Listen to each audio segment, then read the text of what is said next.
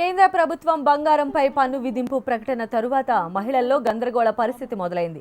బంగారం లెక్కలు చెప్పాలంటే ఇప్పటికిప్పుడు ఎక్కడికి వెళ్లాలని కొందరు ప్రశ్నిస్తుంటే మరికొందరు మాత్రం ఇది సరైన నిర్ణయమే అంటున్నారు. మోదీ సర్కార్ నిర్ణయంతో మహిళల స్వరం ఏ విధంగా ఉందో కరీంనగర్ నుంచి మా ప్రతినిధి గోపాలకృష్ణ అందిస్తారు.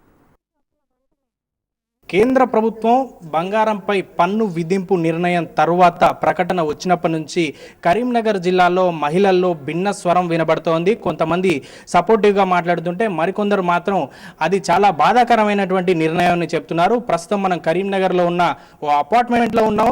మహిళలంతా ఉన్నారు. వారు ఏమనుకుంటున్నారు, బంగారంపై ప్రకటనపై ఏమనుకుంటున్నారో చెప్దాం. మీరు చెప్పండి మేడం, కేంద్ర ప్రభుత్వం ప్రకటన తర్వాత దానిపై మీ అభిప్రాయం ఏంటి? కేంద్ర ప్రభుత్వ ప్రకటన తర్వాత బంగారంపై ఎక్కువ ఉండొద్దు అని చెప్పేసి రిస్ట్రిక్షన్స్ పెడుతున్నారు కాబట్టి అది కొంచెం ఒక రకంగా బాధాకరమే అనిపిస్తుంది. ఎందుకంటే మహిళలు ఎక్కువగా ఇష్టపడేది బంగారమే, తర్వాత వారసత్వంగా వచ్చేటటువంటి బంగారం కూడా ఉంటుంది. కాకపోతే మనకు ఆపదలో ఆదుకునేది బంగారమే. పైసలు ఒకసారి ఉండొచ్చు, లేకపోవచ్చు, కానీ ఇమీడియట్గా మనకు బంగారమే ఉపయోగపడుతుంది. దీనికి 500 అని చెప్పి రిస్ట్రిక్షన్ పెట్టడం కాస్త బాధాకరంగానే ఉంది.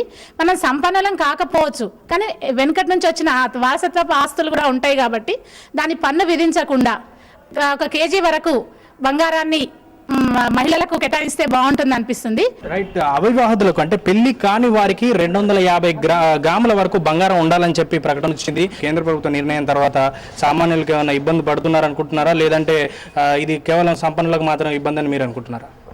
నా ఉద్దేశంలో అయితే మోడీ తీసుకున్న నిర్ణయం కరెక్ట్ అని నేను అనుకుంటున్నాను. ఎందుకంటే 500 గ్రాములు అంటే మినిమం ఒక 1/2 కేజీ దాకా ఉంటుంది. అది 1/2 కేజీ అంటే జనరల్గా రిచ్ ఉన్న వాళ్ళే, వాళ్ళ దగ్గర మనీ ఉన్న వాళ్ళే 500 గ్రామ్ 1/2 కేజీ బంగారం వాళ్ళ దగ్గర ఉంటుంది. అందుకని మనం కంపల్సరీగా 500 దానికి లెక్క చూపించి గవర్నమెంట్కి ట్యాక్స్ చేయాల్సిందే అని నా ఉద్దేశం. రైట్. మొత్తంగా ఇది పరిస్థితి. ప్రభుత్వ ప్రకటన తర్వాత కరీంనగర్లో మాత్రం భిన్న స్వరాలు వినబడుతూనే ఉన్నాయి.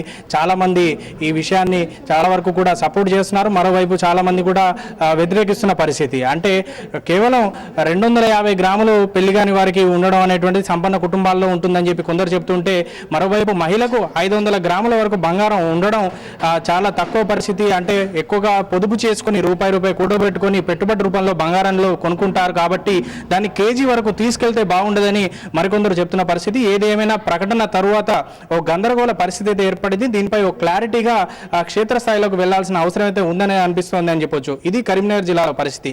కెమెరామెన్ రవితో గోపాలకృష్ణ, HM TV.